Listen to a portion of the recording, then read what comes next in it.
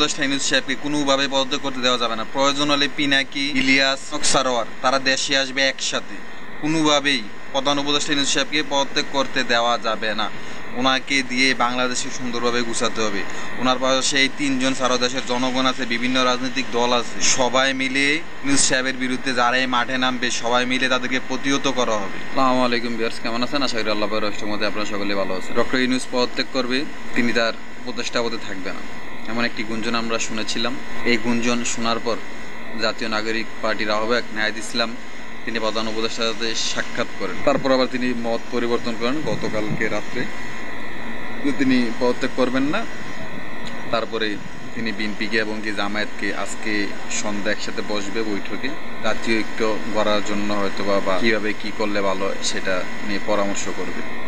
5 August অনেকবার বসেছিল, আবার নতুন করে আজকে বসবে। তো তিনি পদত্যাগ করবেন এই বিষয়টা জানার পর বাংলাদেশের যারা সুশীল সমাজের নাগরিক তারা একটু জাগ্রত হয়ে গেছে। হ্যাঁ, তাদের মধ্যে একটু বিব্রতকর পরিস্থিতি তৈরি হয়েছে।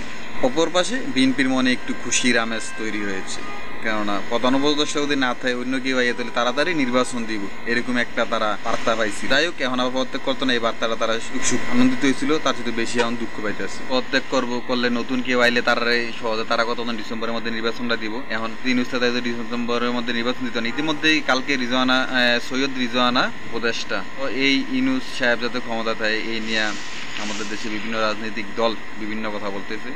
যেমন সরমনের ফিরসাব ফজলুল করিম ইসলামিক আন্দোলনের তিনি একটি কর্মী সম্মেলনের মধ্যে কইলেন যে আপনারে দেশের জনগণ ক্ষমতায় বয়াইছে, আমরা সবাই মিল্লা বয়াইছে, আপনি ক্ষমতায় থাকবেন, দেশ সংস্কার করবেন, সুষ্ঠুভাবে নির্বাচন দিবেন, তারপরে আপনি এই পদ থেকে বিদায় নেবেন নতুন সরকারের হাতে ক্ষমতা দিয়ে। অন্যদিকে অন্যরা বিভিন্ন বিষয়, আবার ছাত্ররা মার্চ ফর, এর আগে দেখছি যমুনা অনুযায়ী মার্চ ফর ইউনূস, যাতে ইউনূস সরকার ক্ষমতায় থাকে, তিনি ক্ষমতা থেকে সুন্দর একটা নির্বাচন দেয়, সংস্থা ঠিকঠাক মতন করে।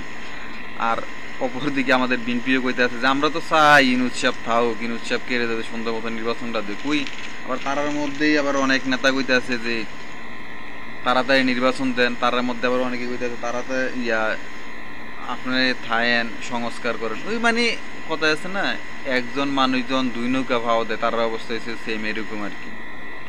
আর অন্যদিকে বিভিন্ন সংগঠন, ছাত্রদের সংগঠন, জুলাই ঐক্য সংগঠন সবাই কইতেছে যে থাকেন, থেকে সুন্দর নির্বাচন দেন, দিয়া তারপর আপনি দেন। আমরাও চাই আপনি দেশটারে সুন্দর সংস্কার করেন, সংস্কার করে তারপর সুন্দরভাবে একটি নির্বাচন দেন, তাতে যদি আপনার 5 বছর সময় লাগে, আপনি 5 বছর ক্ষমতা থাকেন, থাকার পর নির্বাচনটা দেন।